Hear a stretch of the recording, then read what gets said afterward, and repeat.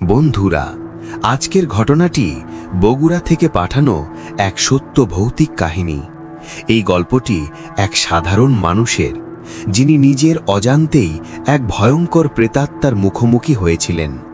এই অভিজ্ঞতা প্রমাণ করে মৃতের স্থানকে অসম্মান করলে প্রকৃতির ভারসাম্য কতটা বিগড়ে যেতে পারে। প্রতি সপ্তাহে এমন সব সত্য ভূতের গল্প শুনতে আমাদের চ্যানেলে সাবস্ক্রাইব করুন এবং বেল আইকনটি টিপে দিন। সময়টা ছিল 2003 সাল। আমিন সবেমাত্র নতুন একটি বেসরকারি ব্যাংক শাখার নৈশ প্রহরী হিসাবে কাজ শুরু করেছেন।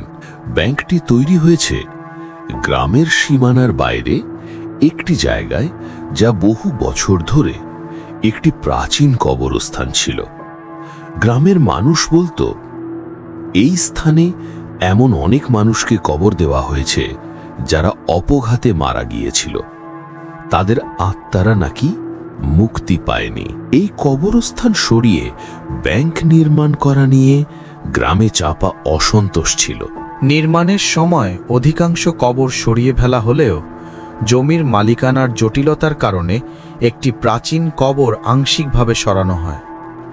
সেই দিনই আবার কিছু নির্মাণ কাজের জন্য কবরটির ওপরের মাটি কিছুটা খুলে ফেলা হয়েছিল। যদিও সন্ধ্যার আগে শ্রমিকরা মাটি চাপা দেওয়ার চেষ্টা করেছিল, কাজটি সম্পূর্ণ হয়নি।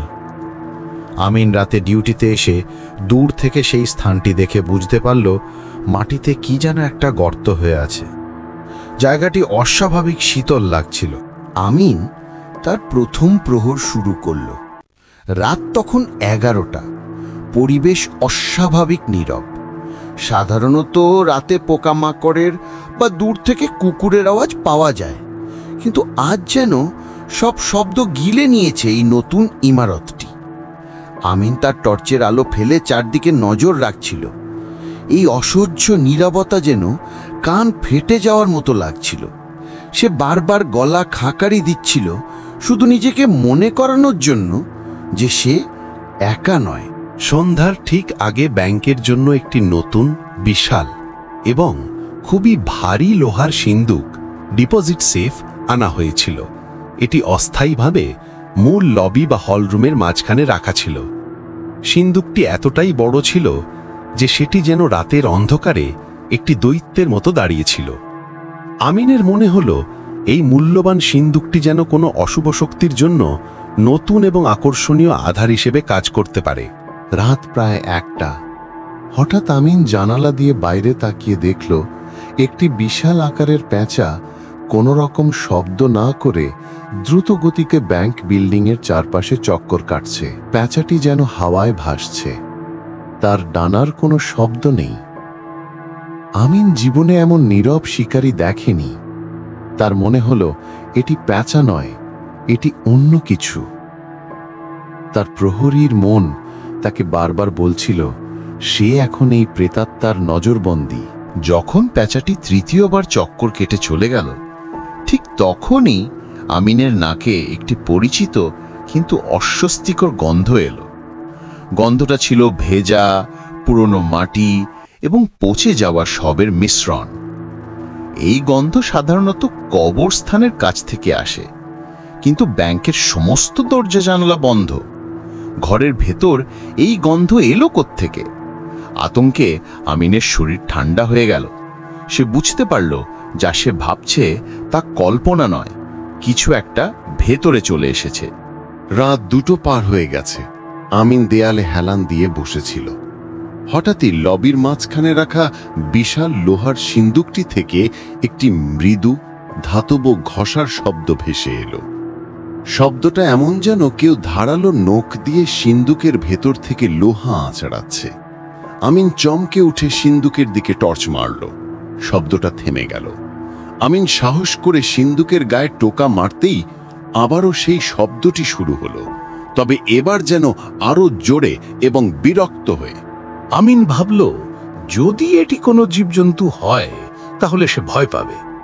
সে ঘরের এক কোণ থেকে একটি ছোট পাথর তুলে নিয়ে সিন্দুকের দিকে ছুঁড়ে মারল। পাথরটি সিন্দুকে আঘাত করা শব্দ হলো, কিন্তু ভেতরে শব্দটা পুরোপুরি থেমে গেল। কয়েক মুহূর্তের জন্য সম্পূর্ণ নীরবতা। এই নীরবতা ছিল শব্দের থেকেও ভয়ঙ্কর। আমিন বুঝতে পারল এটি সাধারণ কোনো জীব নয়, এটি তার গতিবিধি লক্ষ্য করছে, খেলার ছলে তাকে ভয় দেখাচ্ছে। হঠাৎ সিন্দুকের ভেতর থেকে নয়, এবার লবির মেঝে থেকে শব্দটি এলো। শব্দটা এবার আর ঘষা নয়, এটা ছিল দ্রুত গতিতে কোনো তীক্ষ্ণ নখর পালিশ করা পাথরের মেঝেতে টেনে নিয়ে যাওয়ার শব্দ। এটি হালকা, দ্রুত এবং অবিশ্বাস্য গতিতে এক কোণ থেকে অন্য কোণে যাচ্ছিল, যেন মেঝেতে একটি অদৃশ্য দ্রুতগামী প্রাণী দৌড়ে বেড়াচ্ছে। আমিন এবার কাঁপতে শুরু করল। সে বুঝতে পারল প্রেতটি এখন তার নখরের উপস্থিতি দিয়ে তাকে আতঙ্কিত করছে। সাহস করে আমিন তার টর্চের আলো ঘুরিয়ে মেঝেতে খুঁজতে লাগল, কিন্তু আলো যেখানেই যাচ্ছে সেখানেই শব্দটি থেমে যাচ্ছে, আর আলো সরতেই শব্দটি অন্য জায়গা থেকে শুরু হচ্ছে। শব্দটি সবসময় আলোর বিপরীত দিকে, অন্ধকারে। এটি প্রমাণ করে দিল প্রেতটি তার দেহের ছায়া দিয়ে লুকিয়ে আছে। আমিনের শ্বাস দ্রুত হয়ে এলো। সে তার টর্চটি এক মুহূর্তের জন্য বন্ধ করে মেঝেতে হাত রাখল। সে অনুভব করল পাথরের মেঝে অস্বাভাবিকভাবে শীতল। আমিন দ্রুত টর্চটি আবার জ্বালিয়ে লবির শেষ প্রান্তে থাকা বিশাল জানালার কাচের দিকে ধরল। সে আশা করছিল আলোটা বাইরে কিছু দেখালে সে হয়তো সাহস পাবে, কিন্তু কাচের প্রতিফলনে যা ঘটল তাতে তার হার্ট বন্ধ হয়ে যাওয়ার উপক্রম।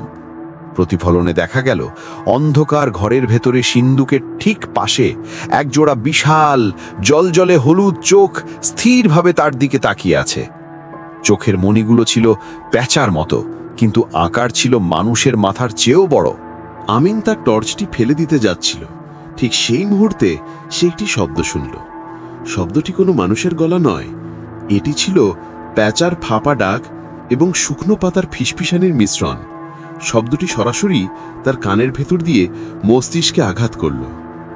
আমিন, আজ আমার বড় ক্ষুধা জেগেছে, আর আমি আমার নতুন থাকার জায়গা পেয়েছি। প্রেতটি যেন তার নতুন আধার অর্থাৎ সিন্দুক দখল করার কথা ঘোষণা করছে। আমিন দ্রুত মেঝেতে বসে রাইফেলটি ফেলে দিয়ে দেওয়াল ধরে পিছোতে পিছোতে প্রধান ফটকের দিকে ছুটল। সকালে ম্যানেজার ও অন্য স্টাফরা এসে দেখেন আমিন বাইরের দেওয়ালে অজ্ঞান হয়ে পড়ে আছে। তার চোখ স্থির, শরীর ঠান্ডা। দরজা খুলে তারা দেখেন সিন্দুকটি অক্ষত, একটি টাকাও চুরি হয়নি। কিন্তু পুরো ব্যাংকের লবি যেখানে সিন্দুকটি রাখা, সেখানে সূক্ষ্ম শুকনো কবরের ধুলোর একটি আস্তর পড়ে আছে। দরজা তালাবদ্ধ থাকা সত্ত্বেও এই ধুলো ভেতরে এলো কিভাবে? এই দৃশ্য দেখে সবাই ভয়ে শিউরে উঠল। স্থানীয় একজন শ্রদ্ধাভাজন হাফিজ সাহেব ধর্মীয় পণ্ডিতকে ডাকা হলো। তিনি কবরের ধুলো এবং আমিনের অভিজ্ঞতার কথা শুনে বললেন, এটি একটি প্যাঁচা প্রেত। এরা সুযোগ সন্ধানী এবং কবরস্থানের বিচ্ছিন্ন আত্মাদের শক্তি বহন করে।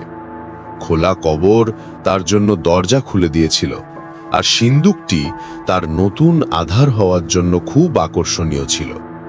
হাফিজ সাহেব সেই জায়গাটি শুদ্ধ করার জন্য একটি বিশেষ দোয়া পড়লেন এবং সতর্ক করলেন, প্রেতটি আঘাত করতে আসেনি, এসেছিল স্থান দখল করতে। আমিনের জীবন রক্ষা পেয়েছে, কিন্তু সেই ব্যাংক শাখাটি শীঘ্রই বন্ধ করে দেওয়া হয় এবং পরে আর কেউ সেই স্থানে ব্যবসা করতে সাহস করেনি।